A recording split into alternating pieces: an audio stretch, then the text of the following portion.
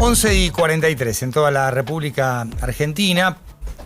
Cada día hay noticias, datos, cotizaciones, anuncios, de los que por supuesto nos ocupamos, pero también es importante analizar el contexto y la proyección económica para no estar todo el tiempo pendientes del F5 diario. Así que vamos a conversar con Federico Domínguez, analista económico. Un placer, Federico, tenerte acá en el programa. Pablo? Todo muy bien. Bueno, ¿dónde estamos y hacia dónde vamos? Obviamente que sabemos de dónde venimos. Ya han pasado 2 años y medio y hoy la situación económica es lo suficientemente potente como para establecer una proyección de acá al año que viene, electoral importante, pero también ir más allá, 5 o 10 años. Bueno, de dónde venimos lo hemos discutido muchas veces, de una Argentina que tenía un banco central totalmente saqueado, con reservas negativas por 11.000 millones de dólares, casi 4 bases monetarias de pasivos remunerados de corto plazo, o sea, había una hiperinflación en puerta, precios controlados, déficit fiscal de más de 5 puntos, déficit del Banco Central anualizado de 10 puntos del PBI, era una situación que era realmente crítica, con 54 puntos de pobreza. En estos 2 años hubo mejoras sustantivas muy significativas en términos de pobreza, que bajó del 54 al 28, en términos del patrimonio del Banco Central, que se capitalizó fuertemente. Desde el activo estamos con casi 48.000 millones de dólares de reservas, sumado a que mejoró también mucho el lado del pasivo, ya no tenés precios controlados. La actividad económica en estos 2 años se expandió, si uno mira contra diciembre del 23, casi un 10%. Hay indicadores que son muy optimistas, lo cual no quita que tenés muchos argentinos que la siguen pasando mal, porque todavía tenés 1/3 bajo la línea de pobreza y mucha gente que le cuesta llegar a fin de mes porque no podés arreglar 80 años de populismo en 2. Ahora, mirando de cara al futuro, yo creo que lo que tiene Argentina por delante es único en el mundo. Realmente Argentina tiene el potencial de ser uno de los países que más va a crecer la próxima década. Eso sí se mantienen los fundamentals del programa actual. Por un lado, estamos viviendo un boom exportador que no tiene precedentes en Argentina desde fines del siglo XIX. Argentina fue un país que durante los últimos 200 años, el campo fue el único sector que tuvo un dinamismo exportador significativo.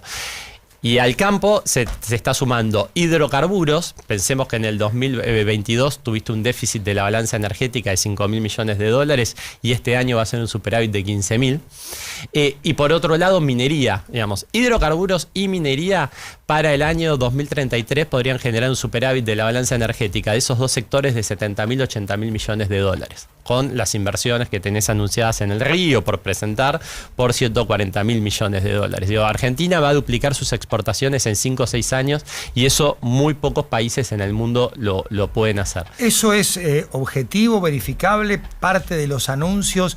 ¿Cuánto hay entre el anuncio y la concreción? Mira, lo empezamos a ver ya con los números de exportaciones. Los números de exportaciones de abril están marcando récord total en términos de cantidades, de valores, de exportaciones de commodities, de exportaciones industriales, de exportaciones pymes. O sea, ya se está empezando a reflejar en los números. Por otro lado, tenés importantes obras de evacuación de gasoductos en Vaca Muerta que te van a permitir convalidar un aumento de la producción. Y las inversiones en fracking responden muy rápido, ¿no? Entonces, lo que estamos viendo ahora es que tenés no solamente muchas inversiones por parte de petroleras, también colocaciones de deuda, que van a... es la primera vez que Argentina tenés empresas tomando deuda para invertir en sectores que te generan más dólares, ¿no? Que te generan exportaciones. Y eso creo que es una diferencia con otras olas de inversión extranjera que tuvo Argentina, que fueron a sectores de mercado interno, digamos. Todo lo que estamos viendo en este momento va a sectores que te van a generar más exportaciones. Y estos sectores, pues muchas veces se dice que no son los que más empleo generan. Sí.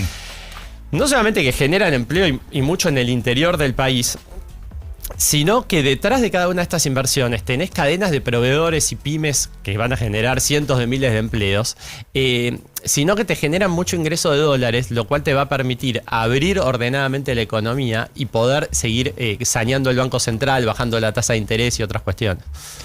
Respecto de este escenario que estás planteando, que están las condiciones dadas para que, inherentemente de lo que pase el año que viene, por ejemplo, con las elecciones presidenciales, el sector externo de parte de los hidrocarburos, de la minería, va a seguir dando buenos resultados.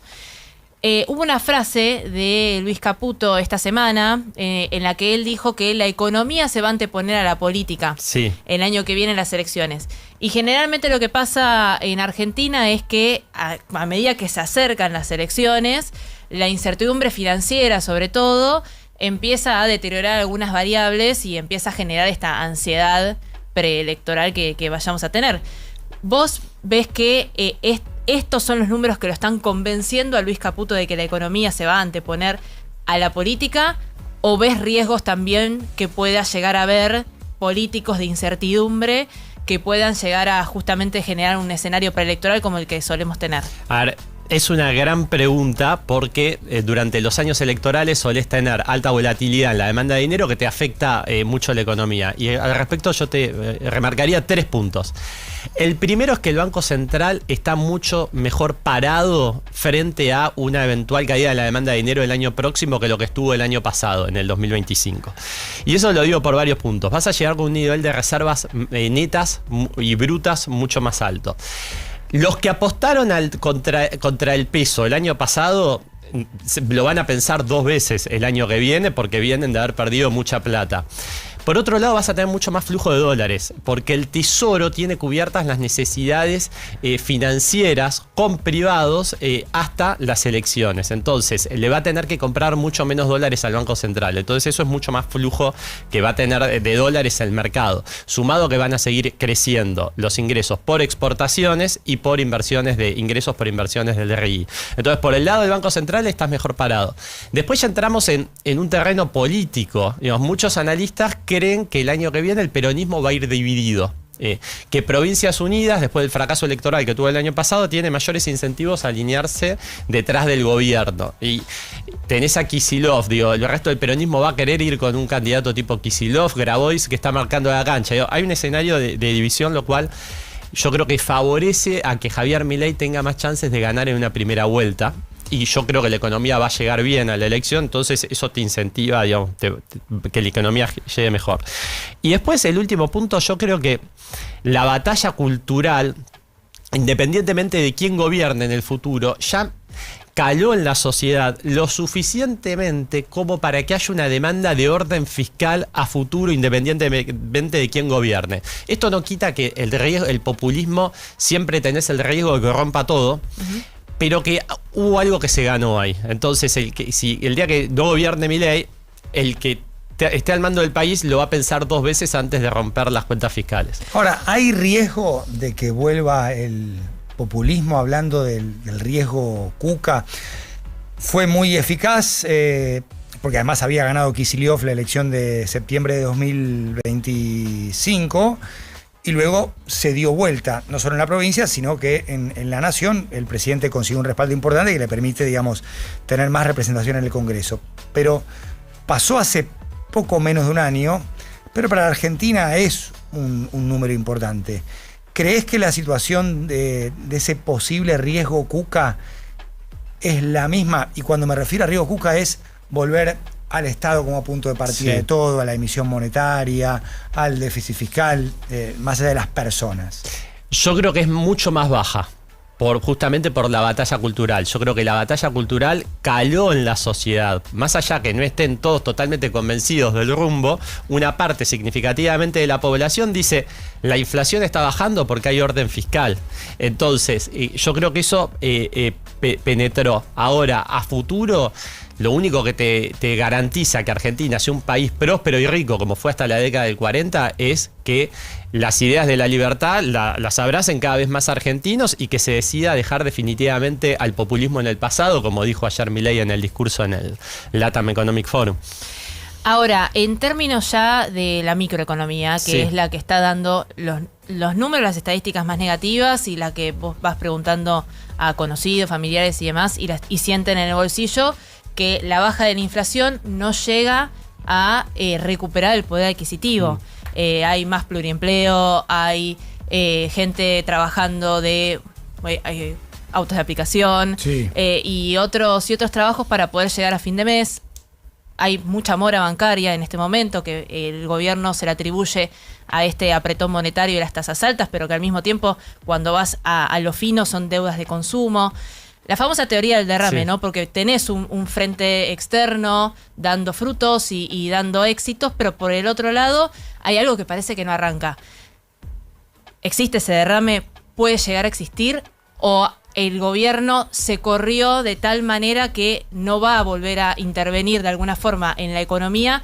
¿O no le ves al gobierno también un plan para poder ponerle un motor a toda esa parte? A ver, intervenir sobre la economía, como se hizo en el pasado, quedó comprobado que no funciona. El gobierno tiene que seguir generando las condiciones para que aumente la demanda de dinero, para poder seguir bajando impuestos, para desregular.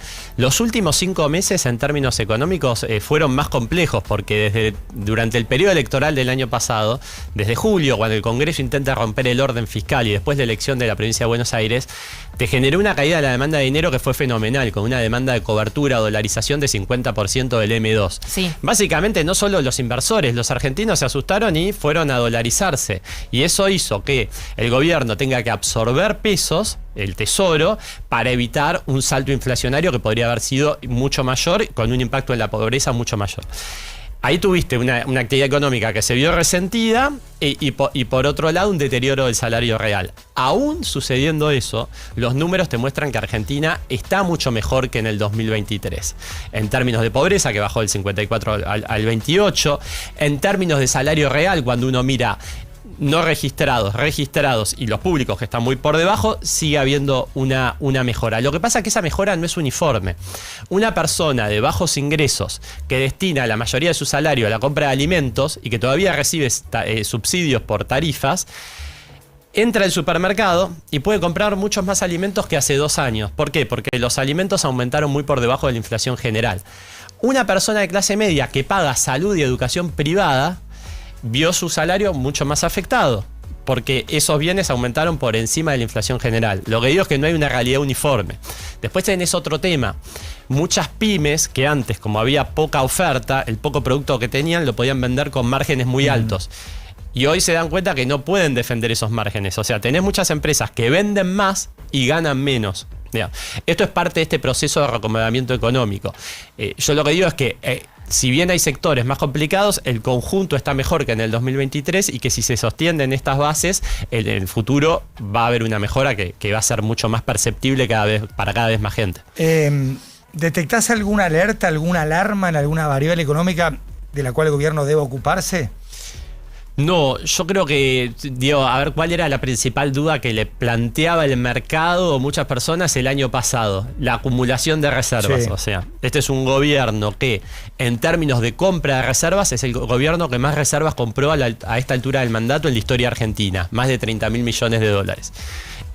Pero al mismo tiempo, como tenía que hacer pagos de deuda cash, o sea, como no había acceso al mercado, había acceso al mercado a tasas muy altas, eso te impedía acumular. Lo que estamos viendo ahora es que ese perfil de acumulación de reservas de cara al futuro mejora. O sea, el gobierno sigue comprando muchos dólares, el Banco Central, pero le va a tener que demandar el Tesoro menos dólares al Banco Central porque empieza a encontrar fuentes de financiamiento, desde las colocaciones de deuda en mercado local, hasta los repos, hasta ingresos de dólares por privatizaciones. Bueno, ese mix y los créditos garantizados, los multilaterales con los cuales toma un sindicado, ese mix te va a permitir tener que poder rolear por fuera del mercado de bonos internacional a una mejor tasa y demandar menos dólares al central. Ahora, todo ese pool, ¿no?, de fuentes financieras que está teniendo el gobierno, los repos son créditos con una garantía de bancos internacionales. Después tenés las garantías de los organismos internacionales. Es todo como tomar prestado de las últimas fuentes financieras que nos quedan. Hay algo que dice Staff Report del fondo, que es cuidado con el seniority, que es esto de que primero al que primero tendría que pagar el gobierno. Ya tiene seniority con el FMI, tiene seniority con los repos, con los bonistas privados. ¿Hasta dónde nos llega esa billetera, no? Digo, ¿en qué momento el mercado internacional empieza a decirnos, ojo que ya estás tomando prestado de todos lados y no te van a quedar fuentes financieras? Y ahí Caputo estuvo estirando la salida de los mercados. A ver, ahí hay un punto muy importante. Si Argentina tuviera 5 o 6 puntos de déficit fiscal como tuvo la última década, necesitaría más o menos 30 a 40 mil millones de dólares al año extras de financiamiento en los mercados. Entonces, Argentina no tiene déficit fiscal. Lo único que tiene que rolear es el capital, porque los intereses los paga cash. Eso hace que las necesidades de financiamiento sean mucho más chicas. Entonces, la parte que es más compleja para financiar son los vencimientos con bonistas privados en dólares. Sí. Que eso es poco más de un punto del PBI. Porque la parte de multilaterales se rolea, los repos se rolean, entonces tenés que concentrarte en eso. Lo cual es un número bajo. Entonces, gracias a que es un número bajo, con estas fuentes de financiamiento alternativos, se puede financiar sin necesidad de ir todavía a los mercados a pagar una tasa que es más alta de la que por ahí al Tesoro le gustaría. Ahora bien, en relación a la pregunta del seniority, que es importante, si bien es verdad que estás sumando deuda con un mayor nivel de seniority, también estás reduciendo mucho el floating de títulos privados en el mercado. Cada vez hay más títulos privados en el mercado. Sacando lo que está intrasector público y otras tenencias, lo que está en manos privadas en el mercado, a valor de cotización deben ser unos 40, 45 mil millones de dólares. Entonces es cada vez menos. Entonces, al haber cada vez menos bonos en el mercado, eso hace que el rendimiento en algún momento va a terminar por colapsar. Federico, ha sido muy claro y muy amable. Gracias por haber venido. Gracias. Un placer haber charlado con vos. Federico Domínguez charlando con nosotros sobre la actualidad y la proyección de la economía argentina. Falta un minuto para las 12 en toda la República Argentina.